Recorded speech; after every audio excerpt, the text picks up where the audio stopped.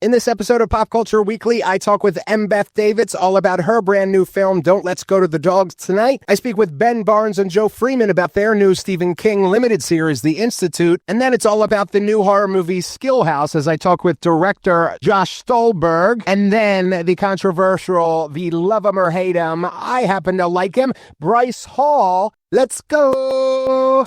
Welcome to Pop Culture Weekly with Kyle McMahon from iHeartRadio. Your pop culture news, views, reviews, and celebrity interviews on all the movies, TV, music, and pop culture you crave weekly. Here's Kyle McMahon. Hello and welcome to Pop Culture Weekly with Kyle McMahon. I, of course, am Kyle McMahon, and this is the show that's basically like your group chat. If your group chat had much better lighting, way better guests, and zero patience for basic stuff. This episode is so stacked, I had to cancel plans with my dog Blue just to record it. That's how stacked it is. I'm joined by the one and only Embeth Davidtz to talk about her powerful new film, Don't Let's Go to the Dogs Tonight, a story that's emotional, raw, and 100% Oscar bait in the best way. I also speak with Ben Barnes and Joe Freeman, who star in the chilling new limited series, The Institute. And yes, it's based on that Stephen King novel from 2019. And yes, it's creepy. And yes, Ben Barnes' jawline still somehow defines science. Then we go into full horror influencer spiral with Bryce Hall, who's out here proving that he's more than just a TikTok brawler, and Josh Stolberg, the twisted mind behind Saw, and now Skillhouse, a movie that asks, what if influencer culture was actually deadly? And spoiler alert, it already kind of is. So let's get right into it. Let's buckle up, grab your ring light, and hop in. This is Pop Culture Weekly. All right, my first guest is a powerhouse of an actress whose performances have been haunting, graceful, and award-worthy for decades.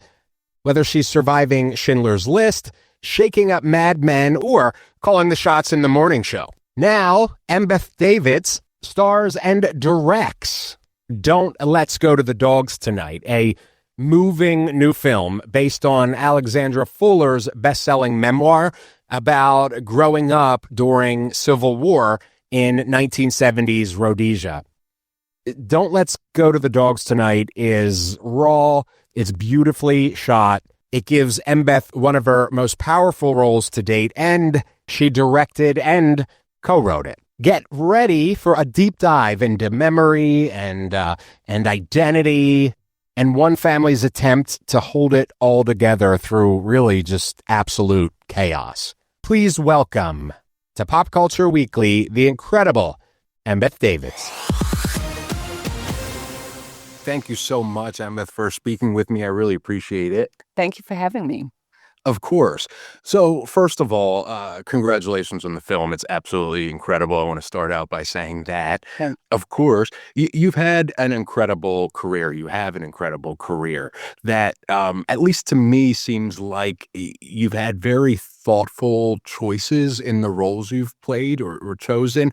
And I feel like that's not always the case for everybody. Some people need to take a job for money, or they have a period where, they got to do what they have to do. All of yours, at least from the outside, have seemed very carefully and thoughtfully chosen. Is that accurate? Yes, it's accurate. And I think I've also done that to a fault at times. My agents would go, let's not even talk about the things she said no to. So I think in my career, I said no probably much too much in the beginning. I think I was too thoughtful. I was too careful. But particularly as I've been, as an older actor, I think the choices were very much made around material, around directors, and around where in the world it would take me and for how long when my children were little. Now I'm free of that because they're out of the house, and that enabled me to be able to make the film. I love that. And speaking of Don't Let's Go to the Dogs Tonight. It is your directorial debut. What was it about this story that made you say, that's the one I want to tell? So it was the memoir. It was what Alexandra Fuller wrote in that memoir. And I've spoken to many people who have lived in Zimbabwe, Southern Africa, Kenya, anyone who's lived in Africa, and not just because I think it was a New York Times bestseller, people all over the world, the way that she wrote. I think it's the actor part of me that saw characters that were so multi-dimensional, fully fleshed out, original, eccentric, wildly crazy stories, but she wrote it. So her writing is so gripping and so beautiful, but the characters were really the thing that called to me. And I thought, gosh, this setting is so similar, so reflects a lot of what I experienced in South Africa. I really think I know how to tell the story. I can see that come through, watching the film, that passion behind it and the connection. It's beautifully done in my opinion. And of course, and there are so many complex themes, colonialism and loss and coming of age in a kind of around chaos. How do you, as the director, how do you translate those themes that are so wonderfully, and authentically stated in the book? How do you translate that to the screen? Listen, it was very hard. Many drafts, many layers, literally. And a lot of that, again, came from the author, because the author had the book as a template, the characters, they were there, they were fully fleshed out. I knew what the characters were. Then I had to figure out what's the narrative, because the book spans 20-something years. I needed to tell it in a much shorter space of time. And during the time that I was writing, so much was given to me by Alexandra Fuller in terms of, this is what you need to understand about Zimbabwe. This is what you need to understand about what her family went through. This is what you need to understand about, I could observe her and see her at this moment in her life. What are the things that later come up? So loss and the fracturing of family and mental illness and alcoholism and a child who, how does a child survive this? What happened with race? What happened with, colonialism? What was left? What was done to the indigenous people by the colonialism? So every one of those threads got woven in, and I was very slow with writing it, but the time that I took to educate myself and the time that Alexandra gave me to educate me really helped me flesh that out. And that's how I could actually address it in the filming, because I think it was Guillermo del Toro that said a film is made up of 20,000 accidents or something. Literally every day was an accident. What can I get the child to do? Can she focus? Can she concentrate? What are the mistakes she made? She's got hiccups. She's yawning. Oh, I can take the yawn where the camera was rolling, and when she finished yawning, her eyes were watering. I'm going to grab that little piece and put that into an emotional sequence that I need. So the script was solid. The story was solid. I knew that I wanted the mythology as well of the Shona people. I wanted that to sort of be the heavens under which the whole thing rested. So it was the 6 years of writing that I think got me ready to make the film. And how do you walk that line between honoring Alexandra's voice and your own as a filmmaker? Like, how do you find that balance? It's sort of a precarious razor's edge that I walked, because imagine, on many levels, I feel like I've appropriated her story and merged it with my own, and a lot of discussion, a lot of, and there were ways, things in the ultimate end of the film, 1 or 2 scenes that she said, you didn't need to have that there, but I felt I needed it there. So there's a certain point at which you have to separate from the book. But I think doing the due diligence of really listening to her, really reading all of her books, everything I could lay my hands on that she ever wrote, every interview that she ever gave, to understand the person behind the writing, gave me really deep roots into her world. And then you have to pivot. And so there's the extra 10% where you then go, now this is the story that I'm going to tell. And with it, bringing my own experience to it. And yeah, and even what I wanted to show. What is it that I wanted to show? Where could I shoot it? I couldn't shoot it in Zimbabwe because it doesn't have the infrastructure. They don't have the crews, and financially, I wouldn't get the tax break that I got in South Africa. So again, I'm sure she would have preferred that I had it shot really in the exact place that it all took place. But you have to take license with certain things. And do you feel, you've done in your career, acting, you've done completely fictional things. You've done things based in history and real life. Miss Honey, I love Miss Honey, by the way. Oh, thank you. Do you feel a sense, especially when you're working with Alexandra, do you feel a sense of responsibility in telling a story that is true, or are you able to kind of... Hugely, because think about the elements of the story. There's a massive family tragedy. There's a huge sort of scar of racism and white supremacy, and it's a real thing. So if I tripped carelessly over those things, I'm not honoring the story. There's mental illness, there's alcoholism, there's damage done within a family. So I think it's a massive responsibility, much like portraying what we needed to in Schindler's List was. You can't take that stuff on lightly. You can get criticized too for taking it on at all. That was a precarious thing for me. A lot of people said, well, who wants to hear the white point of view or a white woman telling a story? And I thought, for myself, I know that I had the end of the film, for instance, that was me, and I wrote that into the screenplay, and I thought there is that I have to put my own DNA into this, in what do I see when I look back at Africa? I see that woman. I see what Bobo sees when she turns around at the end of the film and looks out the back window. That is what influenced me in my life. I know it influenced Alexandra in her life because she's talked about it a lot. But yeah. For you, now that you've kind of gotten this film under your belt, is there something that you would say today to you on day one of shooting? Yes, I would say, you know how to do this. So the first week or so where I think I was tentative about directing, tentative about some of the technical stuff, I would just say, you absolutely know how to do this, because probably about a week in, I had to say to a couple of departments, I know how to do this. Please, you have to listen to me. And I think as a woman sort of raised at a certain time in the world, I didn't have that voice necessarily. I didn't feel, it's like Matilda. I don't have a voice. I don't know how to speak up for myself. And I learned it quickly, and I'm glad I learned it in time.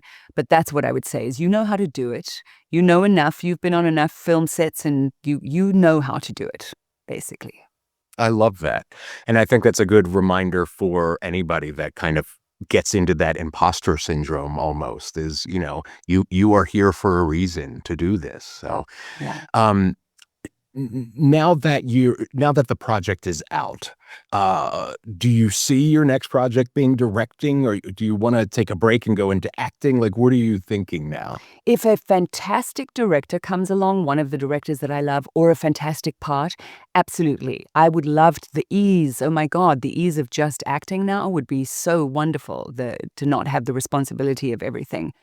But really what I want to do after all of this is done is I've got a few ideas. I want to sit down and start writing again, because I'm slow at it. And I have a couple of ideas of things that I think could make, something interesting.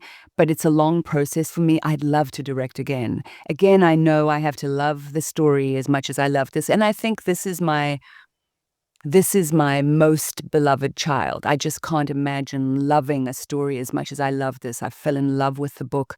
The book sort of entered my bloodstream, and so I could draw from that. I wonder that I'll ever have that kind of rich source material again, but I do want to try and do it again, because the act of creating in its entirety was a wonderful thing for me.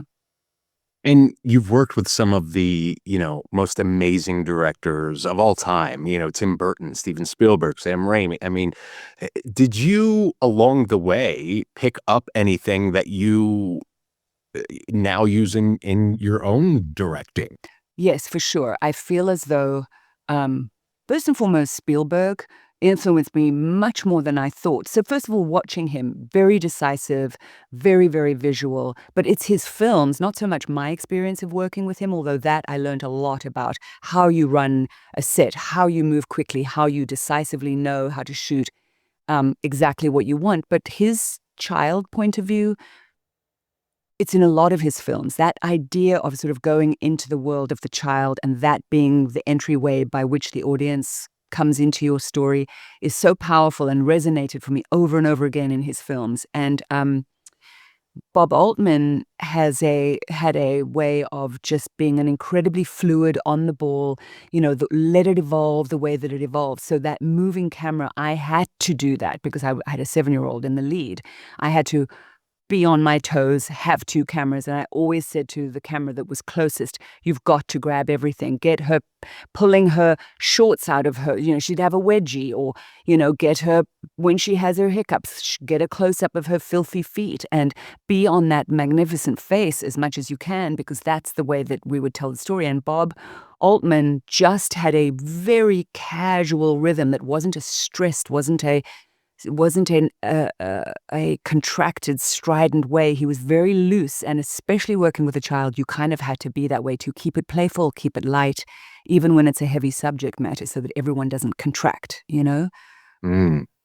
I love that so much. Embeth, thank you. I can't wait for everybody to see the film. It is so powerful, and you have done such an incredible job with it. Thank you. Thank you. Thank you.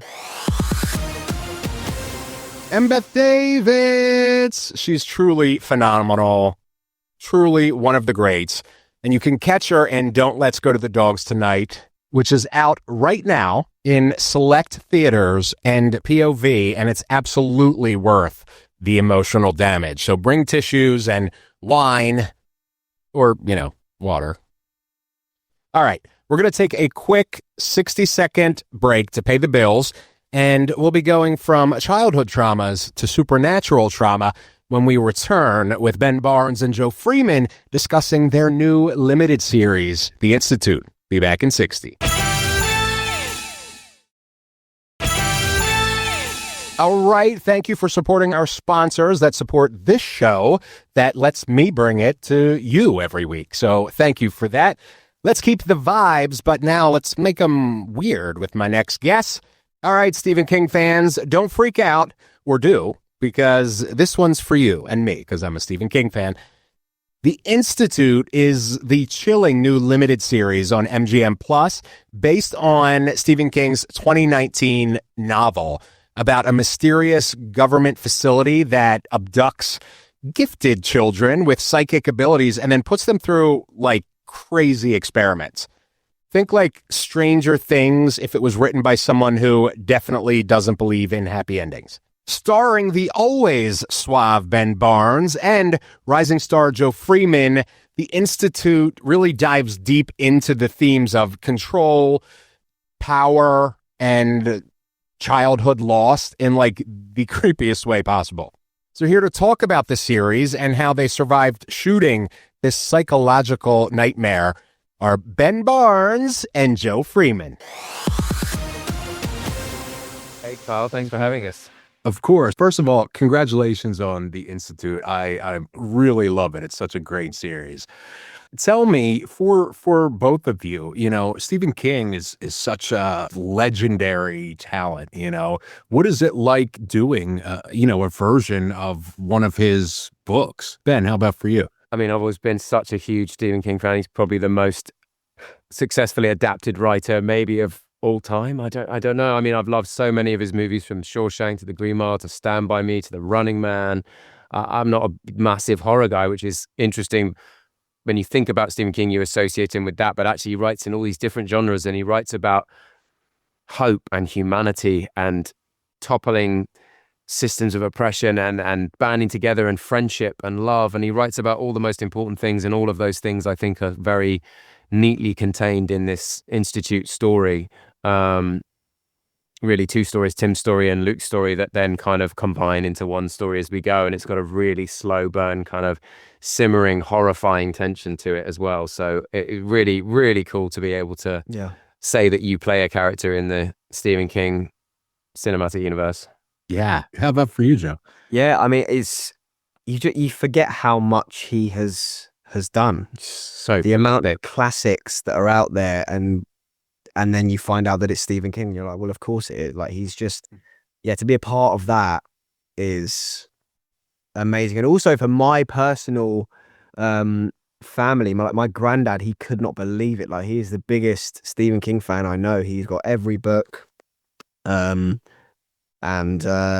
was special to be able to tell my family that, oh, I've got this cool job, and they're like, and to be so brilliant in it as well. Thank you. And running with that, Joe, did you feel some kind of responsibility, first of all, or pressure to do something from Stephen King? And then with you, your grandfather, I believe you said, like, then you have that on top of it. Did you feel like extra pressure with that? Yeah, I mean, with my granddad, he's one of those people that's just like, oh, I love it no matter what it is. Like, but if it's the worst thing in the world, it's just still great.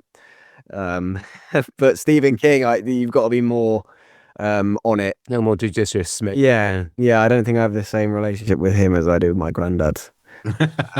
If you spend more time with him, possibly, but he's like, you want to try and we talked about this, is you don't want to distance it too much from what Stephen King originally wrote for the characters, because you want to be able to bring his book to life in the way that he imagined it as much as possible, while also incorporating your own stuff into the role.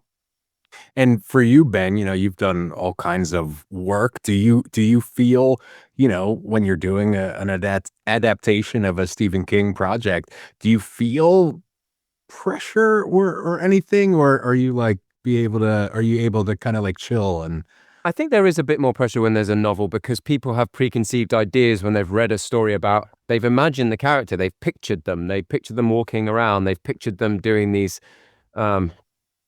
having these sort of dynamic adventures, saying the things that you say. So I think when it's just a script, you're the author of that character. Whereas there's always a bit more pressure when there's expectation on it, I think. But because it's a more recent book, I don't know if every Stephen King fan has found their way to this story, and I think we've got a really compelling version of it, and the characters are truthful enough to the story, but a little bit different enough for the people who've watched the story to feel that there's still some suspense in it. But yeah, I've been very lucky to work on different adaptations. I could never ask like Oscar Wilde what he thought of My Dorian Gray, but Stephen King coming on board as a producer on this show after he watched some certainly felt like a really valuable stamp of approval for us. Yeah. And going with that, Ben, it is, and he tends to write emotionally heavy characters that, not just sometimes the situations that are scary, but the emotional things that they're facing are scary as well. Is that one of the things that attracted you to the project? Yeah, I mean, I'm always keen to get involved with projects that I feel like have subtext to them, which can connect with the world that we're living in. The kind of chaos of the world, the nastiness of it, the heaviness of it, even the best of men living with, questioning their conscience. But people always say, like, if you wouldn't. Oh, I'm wrestling with this. I wondered if I did the right thing. And the fact that you're wrestling with something shows what a good person that you are in the first place, that you're not one of the psychopaths. And I think it connects with those kind of themes, but it also connects with what Stephen King writes about a lot, which is the vulnerable kind of banding together and using their collective powers to kind of topple systems that seem to be working unregulated, unchecked, to kind of retain their power and to just to kind of behave however they want to behave. And so I think he is a very thoughtful person about the world that we live in, and he engages with that through his storytelling. And Joe, what is the thing that you have found doing the series, that something that you could take from either your character or one of the other characters? Is there anything that you have kind of taken personally home with you? Well, I mean, from the get-go, it was like I wanted to try and incorporate some of who I am into Luke anyway, just to make it, because why would you want to make it more difficult for yourself? And also, it's the most honest. Yeah. So I suppose not. I haven't taken anything from Luke per se, but sort of given Luke, and I suppose take it anywhere. Like you know what I mean. Like yeah, You've contributed some of Joe into Luke. yeah. I like to think so. Yeah. How about for you, Ben? I'm interested in that for you as well. Like, as you do every project that you do, is there something that you take from it, or are you more like Joe, or you want to give part of Ben and then move on to the next one? Yeah, I think you look for the qualities, certainly for this character, having played a bunch of baddies in a row, to have a character who's gripping so firmly to their moral compass, and playing a character for whom it's important to be a good man in the world, to be a man full of decency, to be someone who's fueled by protection and love rather than by ambition, which I've played a few of those in a row. It's always nice to kind of feel like you admire the characters that you're playing, and you're looking to represent something even in a fictional world, because I think this stuff translates. It's important, the stories that we tell, and it's important, the messages we put out there. Awesome. I love that. Thank you both so much. I can't wait for everybody to see the Institute. They're going to enjoy it as much as I did. I know it. Thank you, man. Thank you so much, mate. Thank you, guys. Have a great day. Ben Barnes and Joe Freeman. Big thanks to them for creeping us out in the best way possible. The Institute is streaming right now on MGM Plus, and trust me, you will never look at a government facility or a gifted child in the same way again. Now, if you're thinking, that show is wild, but what if someone made a horror movie about influencers? Well, don't you worry, my beautifuls. The next guy already did. So let's bring in Josh Stolberg.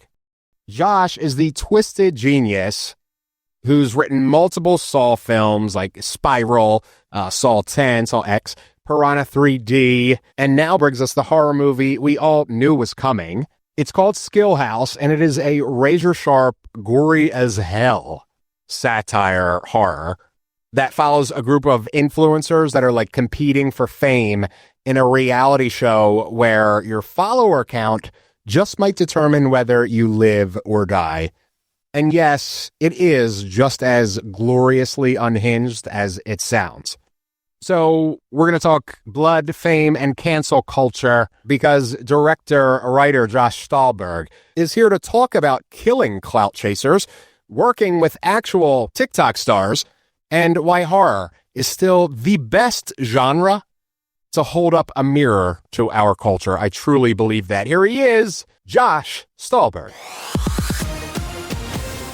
First of all, Josh, welcome. I appreciate you speaking with me.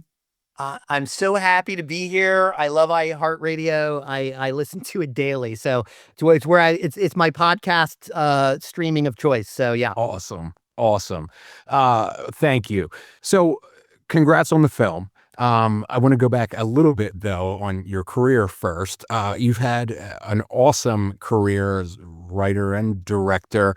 You didn't necessarily start out with horror, but then you kind of did. Yeah. Later on, right? Here are my first credits. Honey, I Shrunk the Kids, the TV show, Sabrina, the animated series, Avatar, The Last Airbender on Nick. Like all of my stuff is all, like when I started was all kid stuff. And then at some point I was sitting in a room writing dumb jokes about getting kicked in the balls, and kids laughing at it. And I was just like, I gotta find something else. And my first horror script was actually, I couldn't get hired to write a horror film because I was known in the kids space. And I had a friend who owned the rights to Piranha, the old Piranha movie. Yeah. And I called him up one day. I heard he had the rights. I was like, look, I know you're not going to hire me to do it.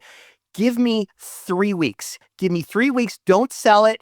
don't hire somebody else. Just give me 3 weeks. I'm going to write a script called Killer Fish. And if you like it, you can turn it into Piranha 3D. And if you hate it, you can throw it away. And I'll wait till after your movie gets made and I'll try to make Killer Fish someplace else. And that's when Pete and I wrote Piranha 3D. And it was our first horror script sold.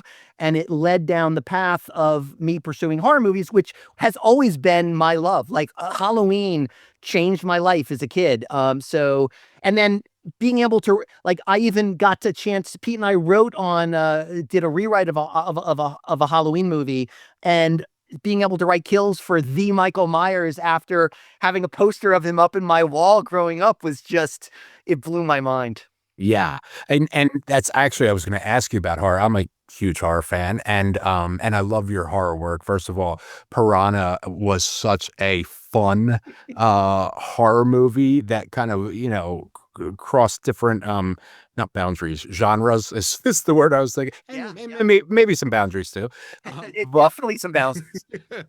But then the 3 Saw films you did are, I would say, they're my 3 favorite, but I would say generally in the Saw fandom are probably the 3 most beloved films as well. Were you a fan before that, or were you like become a student and then jump into it? No. I saw the original Saw in Westwood the night it opened, Friday night showing at midnight. I was standing in line in a huge line because the word of mouth had already gotten out, and it blew. And when Tobin Bell stands up at the end, it just blew my mind. I became addicted with the franchise. But again, like I said, I was writing for Sabrina, so nobody would have ever brought me in. So it took writing Sorority Row and Piranha 3D and those films in order to get the attention of the studio. So walking in to do Saw was really kind of a dream come true. It's one of my favorite franchises. Tobin Bell, I think, is the most iconic horror because of how layered the character is. And while I really appreciate you, Kyle, for saying how beloved all 3 are, the first 2 were tough. Jigsaw was kind of trying to come back to something after it had been dormant for such a long time and trying to find a way to make it new and old at the same time. And then Spiral going so far out into left field with Chris Rock. I think while we brought in some fans that became friends of the franchise because of Rock, the film I think disappointed a lot of the Saw fans because it didn't have Tobin Bell in it. So when we started with 10, I said to them from the very, very get that this should be a John Kramer movie. This should be all about John Kramer. Don't want to see a frame of the movie that he's not in. And I'm very thankful that they said yes. The Twisted Picture producers were both totally on board, and it was I am very, very proud of that movie and happy that it was so well received both critically and by the fans. Yeah, especially for a franchise that has been around for a long time. Number 10, dude. Yeah. Number 10, Kyle. Yeah, You're not supposed to get a good review on number 10. exactly. They're supposed to be in space or something by then. Exactly. So for Skillhouse, it really kind of exposes the dark side of influencer culture and clout chasing and that sort of thing.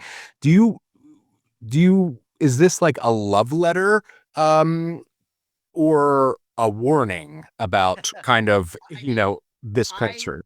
I'm hoping it's a bit of a love letter for the kids, because we're seeing them, we're taking them in and trying to show a little bit of their lives.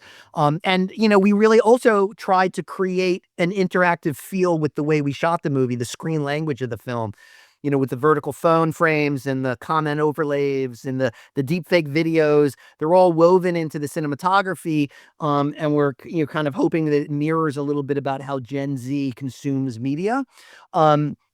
So there's that. But me coming at it and looking at it and getting angry at my kids all the time for how much time they're scrolling on TikTok and why they're now go out and play with their friends. I really look at this movie as less of a horror film and more of a horror satire. We're skewering the influencer culture a little bit about the idea of that the way that they look at being seen is all about getting likes. It's all about getting clicks, getting subscribes, getting likes. And likes are like life for them. And we decided to make a movie where, they actually are life. If you don't get the likes, then you die. So that was really important. And also, thematically, look, I love these kids. I absolutely love them. Just like I love my own kids, but I can be disappointed in the way that they behave sometimes. I can critique the way they behave sometimes, and I am not just laying it on their feet. I'm also laying it on the audience's feet as well. This film thematically is about spectacle for profit, but it's also about the audience's complicity in what's happening. These kids would not be jumping from one rooftop onto another rooftop and accidentally killing themselves if they weren't doing it for likes, if they weren't doing it. And if when the kid does die and it spreads all over social media and goes viral, it just makes more kids see that, oh, that kid got famous. I can do the same thing. It's crazy. It's absolutely crazy. And what we tried to do is the film literally packages violence for the viewers in the same way that the influencer culture does. I love that. Do you think Gen Z in particular is desensitized to violence? Like, do you have to up the stakes more in film because of what they expose themselves all the time on their phones? That's a really, really good point. And the truth is that I've been scrolling and seeing so much real life violence online, especially with the wars going on, and seeing just so many just horrific images, whether it's from the wars or from the floods or like whatever it is. I do think that there is a separation between real violence and art violence. There's nothing I like more than coming up with a cool way to kill somebody, but I'm doing it with the idea that it's a roller coaster ride for the audience. It's, I want them to experience the thrill and the panic. But I'm a big believer in that horror films. You should also be able to eat your popcorn at the same time and not throw up into the bucket. That said, as you just kind of commented on, I think horror movies are going up and up. The Terrifier franchise. I've got my own podcast that's on iHeartRadio. I'll plug it right now. Darren and Josh Make a Movie. We just talked to Lauren Lavera, who's the star of The Terrifier, and that episode dropped today. And the idea, we were fighting the MPAA on every single, we couldn't show things in Saw because the MPAA said no. But then to see Damien put out Terrifier and just say, fuck the MPAA, we don't need you. We're going to go out at C-17 unrated, and it kills, it destroys, it makes it. I think it might have made more money than Jigsaw did in the opening weekend. So F the gatekeepers. We need to let the audience enjoy what they want to enjoy. I love that, Josh. Thank you so much. It's a pleasure speaking to you, and I can't wait for everybody to see Skillhouse. Thanks a lot, Kyle. I really appreciate it. It was really nice talking to you. You as well. Thank you. You too. All right, man. Josh Stolberg, the brilliantly twisted man who took influencer culture, added blood, added satire, and called it Skillhouse. I'm telling you, the film is a total ride, and it just might make you rethink your next TikTok. Love Josh. Such a pleasure talking to him. And speaking of TikTok, when we come back, we're going to speak with the man who stars in all of this madness. You know him. You've seen the headlines. And yes, he's still standing. Bryce Hall joins us right here in 60 seconds.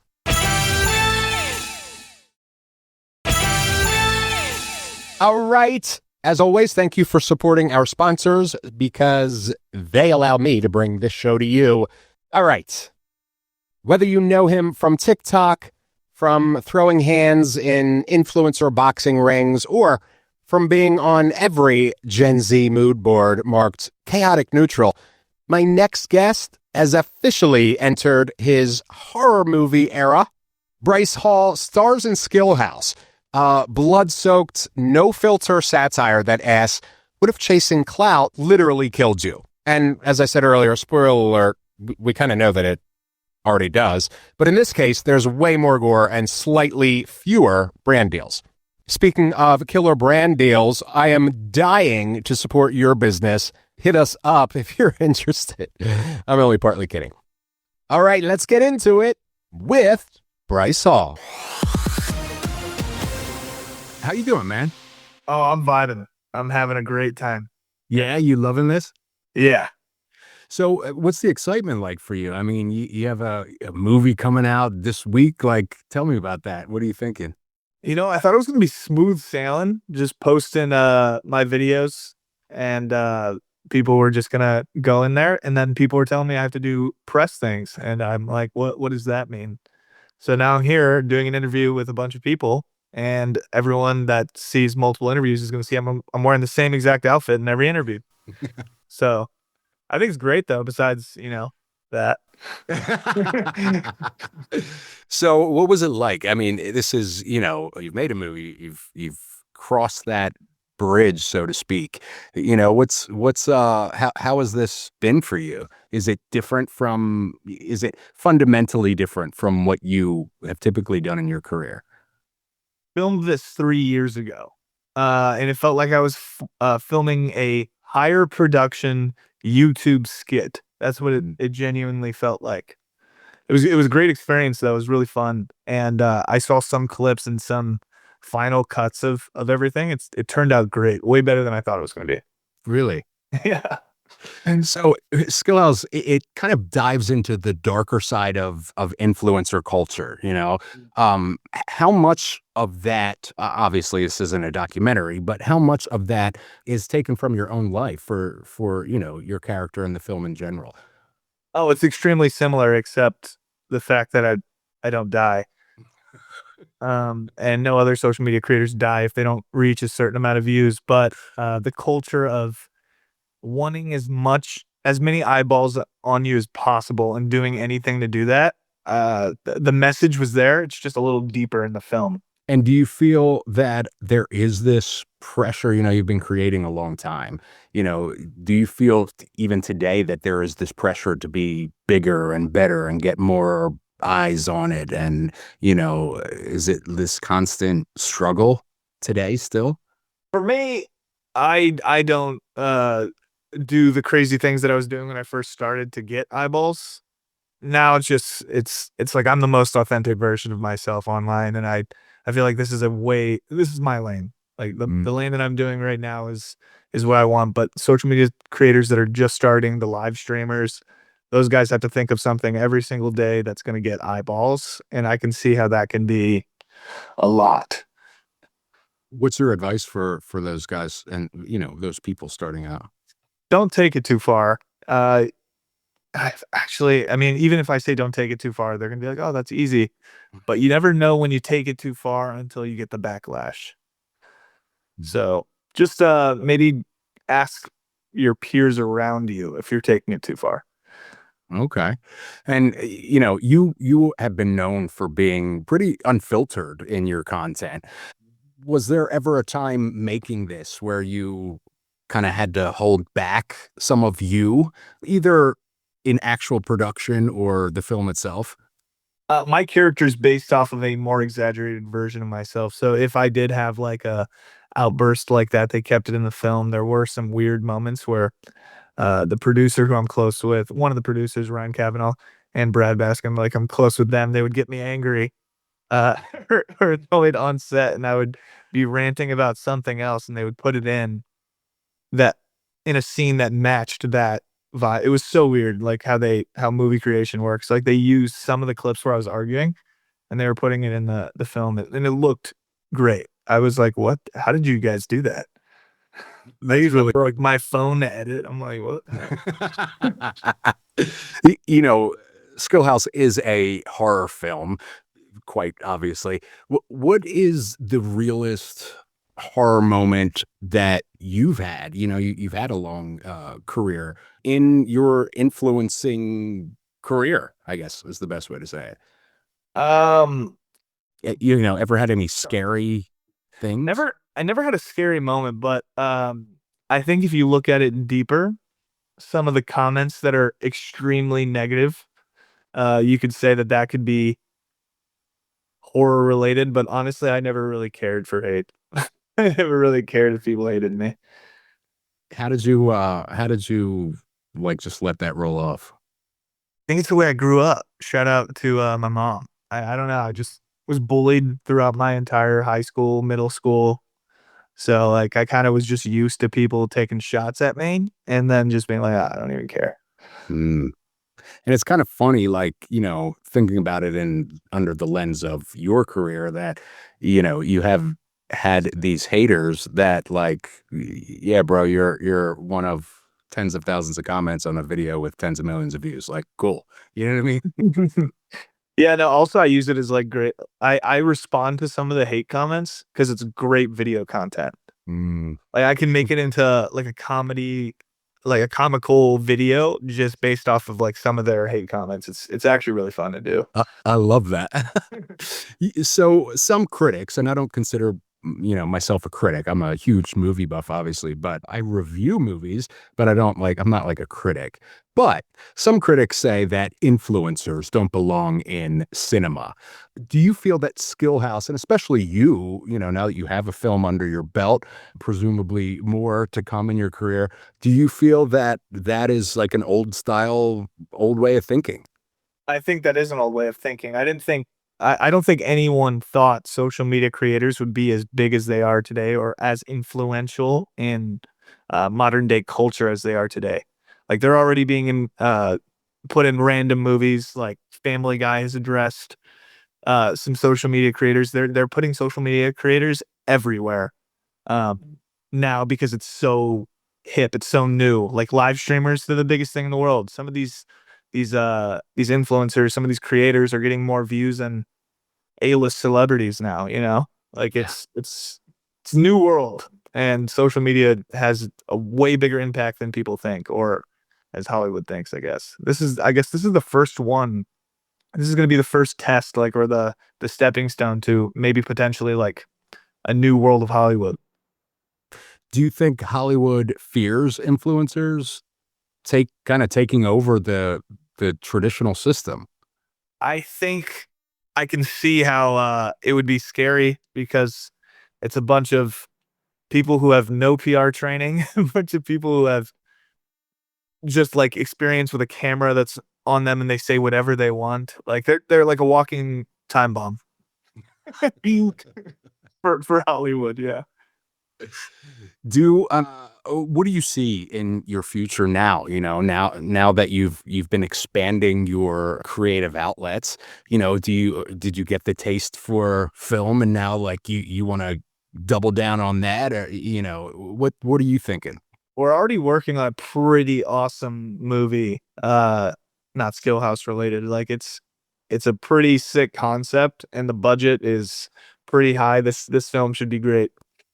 Okay, So yeah, that's I'm gonna be dipping my toes in every form of entertainment and acting is one of those things. So yeah. that's like the teaser of the century. Are you a horror fan in general? I love horror films, yeah. So what are your, you know, as you're a few years ago, as you started into this project, was there anything that you took binged or whatever to kind of hype yourself up to be in a horror film? Um, I just watched a bunch of horror films. I watch horror films like every single night. I think it's the So do I. only thing I watch. So there's no like real studying for it. It was just kind of like, oh, this is gonna be awesome. And some of the things that we were shooting on set, I didn't think were gonna look as good. And then they showed me what it was gonna look like and what it looked like after it was done. I was like, oh my, wow, the movie creation behind the scenes is insane. What is some of your favorites? Dude, you could ask that like for mean, is Final Destination considered a horror? I would say so. I think True. that whole thing, all the Final Destinations were one of my favorites. Hereditary. Oh, that is one of my absolute favorites. Hereditary was a great film. Have you seen Bring Her Back? Bring Her Back. Which one is that? Is that newer? It's the Philippou brothers that did Talk to Me. Oh, yes. Yeah, like Talk to Me was really good. Yeah, so that's their latest film. Oh, I have to watch that then. It's really dope. If you liked Talk to Me, it's like Talk to Me times 10. Talk to Me was awesome. Yeah. Yeah, that was a really good one. Do you like those kind of artsy, they call them elevated horrors, or like, I don't care. I'll watch. I like paranormal horrors. Okay. Yeah. Like the serial killer horrors are not my go-to picks, but like paranormal horrors is like, I watch those all the time. I love that. Where do you see, for your next film, for instance, is that in the horror genre? No, this is action, and this is an action film. Yeah. Okay. So you're totally like just branching out everywhere. Yeah. Yeah. This one's awesome. Like I'm excited for this one. What do you hope for people to take from Skillhouse? Just the underlying message of stay grounded, don't do things for views. Like that whole thing. Like just don't go out and do stupid things or not morally correct things for views. Okay. And I got on my way here, I was stuck behind an accident, and there was a notification on my news that said you have challenged 50 Cent to a boxing match or something. Is that true? That was a joke that TMZ asked. TMZ said, you're doing the bare knuckle thing. That's awesome. Like, when's your next fight? And I basically answered, I was like, oh yeah, I have a fight coming up actually really soon. And they go, really? That's awesome. Can we know? And I said 50 Cent because of the whole lawsuit thing. Yeah. Yeah. I thought I just gave him clickbait. I was just like, yeah, here's your clickbait. I love that because it worked for me. And since I was like driving, I was like, okay, I can't click through. Like, let's just do one. Yeah, exactly. So, and then I came right here. So I'm like, okay, I'll just ask him about it. 50 Cent, I interviewed him one time for one of the Power shows, and I love him so much. And I was so nervous meeting him. And I said, because the Power series that we were talking about was about kind of loosely based on 50's life when he was younger. So I said something like so like cringy. Like I was like, so this is kind of a story about when you were 25 Cent. And like, then I'm like, wait, why did I say that? And he like stopped like this. And then it felt like it was 48 minutes before he was like, and then started cracking up. And then I started cracking up because I was like, oh my God, I thought I was going to get beat up or something. That went through. Now he was really cool on set when we were filming this film. He was extremely cool. I don't know what happened with that whole lawsuit thing. I know he lost a few days ago, but I don't know what that whole thing was about. So he was involved in the production. Yes, he was. He was huge involvement.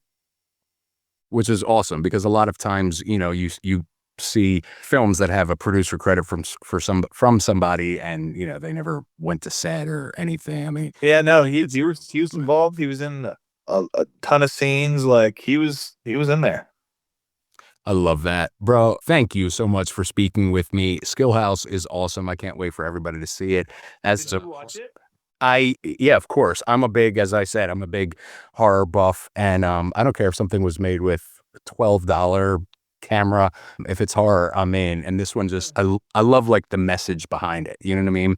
Yeah. Like it's cool that it delves into influencer culture and plays with our kind of fears on the, sometimes the seediness behind people and that sort of thing. So I'm hyped. Yep. July 11th. It's going to be insane. Awesome. Bryce, thank you so much, brother. I really appreciate it. Thank you. Bryce Hall, actor, creator, boxer, and now horror movie anti-hero. You can watch him and maybe root for him or maybe not in Skillhouse, which is out in theaters right now. And with that wraps up this episode of Pop Culture Weekly. We had influencers, icons, trauma, horror, Stephen King, basically a group therapy session with much better lighting. Don't forget to subscribe and review, please. Leave me a 5-star review if that's what you feel, or not, unless you're still mad about that one thing I said in 2021.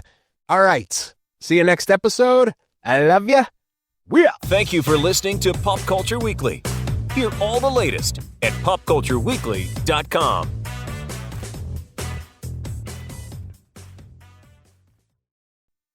Childhood trauma turns to adult trauma turns to you traumatizing other people.